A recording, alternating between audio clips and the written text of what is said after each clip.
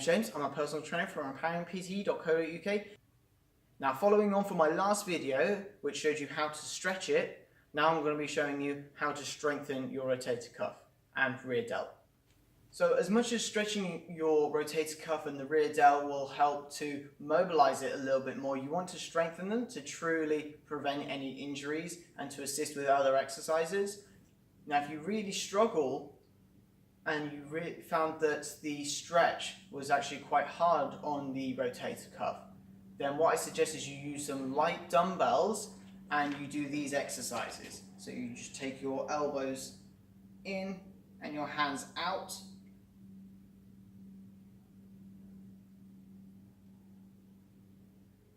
And then you take your elbows up in line again and you bring it up and down.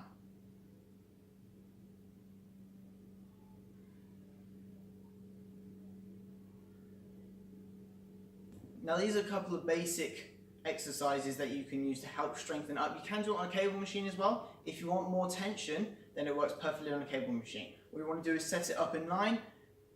So if the cable machine is here, I'm going to hold on to the handle and then take it out to the side. If the cable machine is in the same position, I want to set it up a little bit higher and then twist it up from this position as well. Using the cable machine will allow you to get better tension throughout the entire movement. So start off with some dumbbells and then progress yourself onto a cable machine.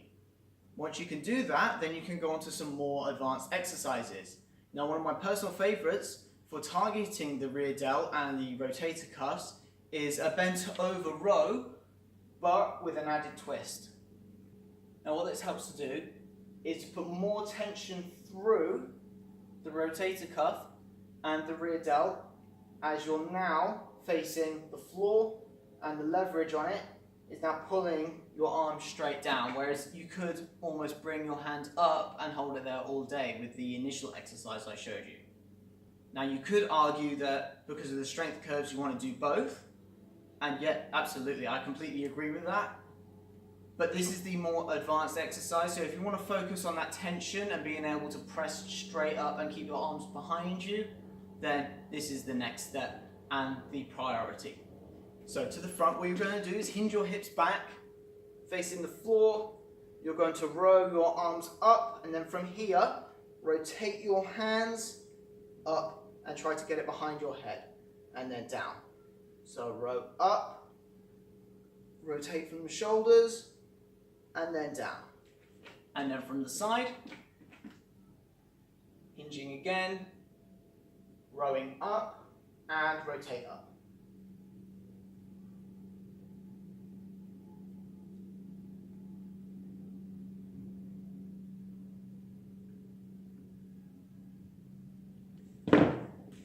Naturally, you want to keep this as slow and as smooth as possible, just to build up that tension and build the muscle better. Especially at the top, you really want to hold that position for at least a second, just to establish that connection and make sure that you're training the top as much as you can. What you don't want to do is bring it up and then relax straight away. A lot of people use the row as momentum, so they'll come up, throw it, and then drop it back down again. That's not going to work the muscles properly. Instead, you want that tension throughout. You use the stretches that I showed you in the last video to be able to improve your range of movement. Now you need to apply that and use it properly. So make sure you're getting that tension throughout the entire exercise and progressing your range of movement and the weight that you're using. So similar to the last video, you can use these exercises in between sets with, say, a shoulder press. So using that example before, if I was doing a shoulder press and my arms were going out in front of me, is either because I've got a tight rotator cuff or because I've lacked the activation of the muscle. So if I try to stretch and that hasn't worked because I can't quite get it all the way up on my own, what I might do is get them to do this exercise with a very light weight, bringing it forwards and back, and then get them back into the shoulder press, and hopefully it will be more upright. You can do both, there's not a problem with that. Just make sure you're doing a light stretch and using a light weight. Okay, so use that stretch that we did before, and then a light weight just to bring it up, and then follow up with the shoulder press. What you'll find is that you're mobilizing the joint more, giving it that light stretch so that you can increase the range of movement, and then learning to activate the muscle, which will then assist you to keep your arm upright as you press up with the shoulder press. So hopefully this has helped you, or at least somebody that you know. If it has, don't forget to comment down below. I'd love to hear about it.